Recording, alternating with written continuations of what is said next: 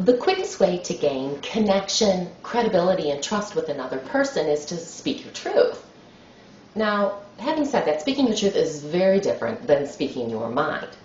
In fact, when you speak your mind, you usually come from a place of anger, frustration. You're ticked off, and you just feel like you need to get something off your chest.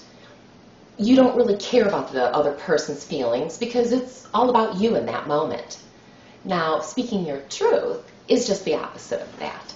Speaking your truth comes from a place of pure intention, a desire to actually move the relationship forward, to create clarity with one another and make sure you get what you want out of the relationship. So, for example, let's say perhaps that you run a small office and you have an employee who consistently has been showing up after their 8 o'clock start time. And in those moments, or they come right in at 8:01, and you also notice that it takes them a few moments, like about 10, to get settled into their desk and begin working. And you'd like to have a discussion about that. Well, if you were just speaking your mind, you might one day when they roll in late, go up to them with frustration and that anger and say, you come in late all the time and that's not what I'm paying you for.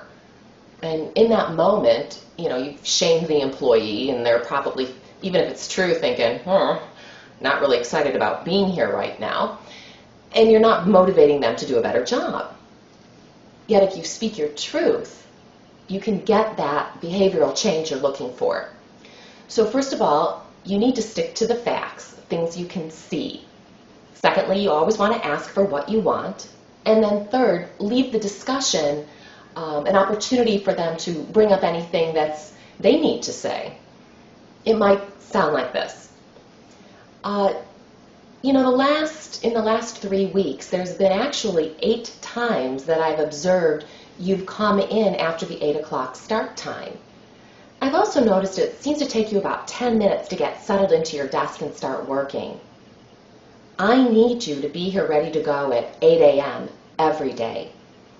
Is there something that's getting in the way of that happening or that I could support you with?